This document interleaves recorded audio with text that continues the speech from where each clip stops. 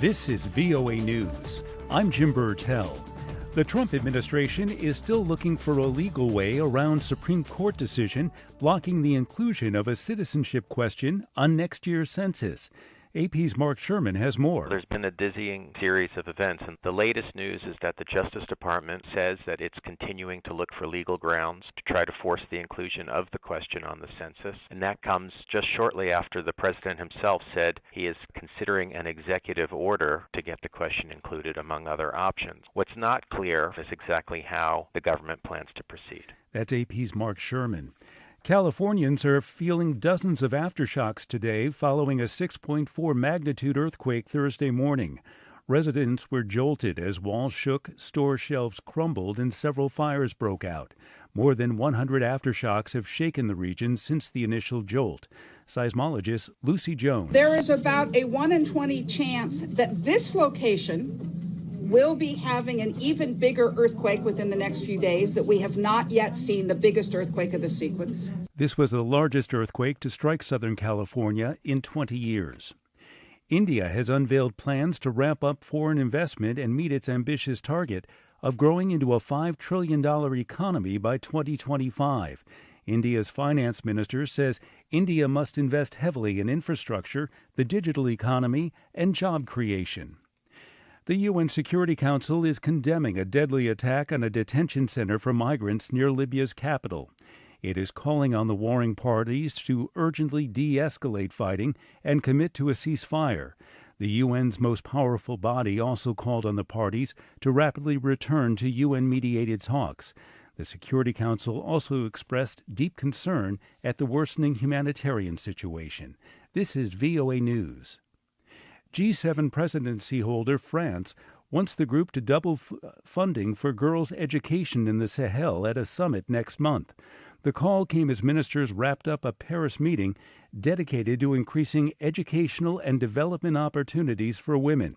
Lisa Bryant reports from the French capital. Speaking at UNESCO's headquarters in Paris, French President Emmanuel Macron laid out initiatives to increase educational and economic opportunities for women with a special focus on Africa's Sahel region.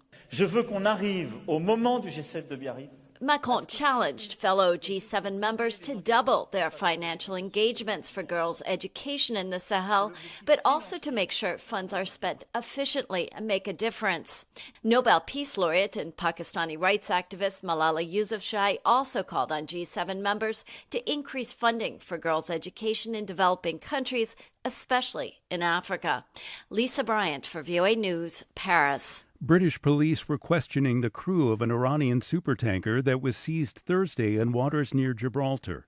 Gibraltar's Supreme Court announced it was extending the authority to hold the ship for 14 more days, saying there are reasonable grounds to believe that the vessel was acting in breach of established EU sanctions against Syria.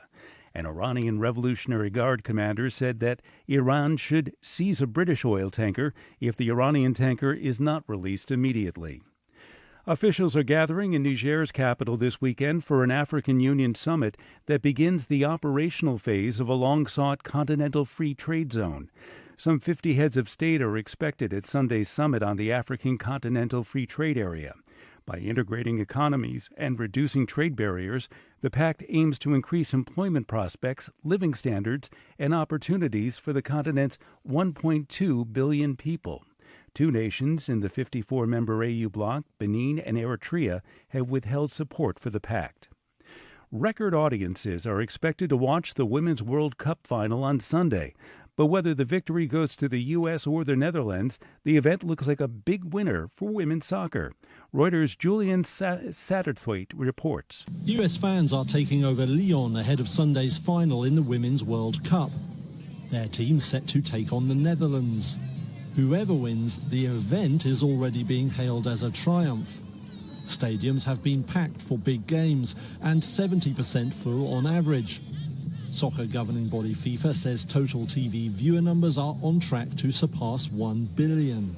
That's Reuters' Julian Satterthwaite reporting. For all the news around the clock, please go to voanews.com.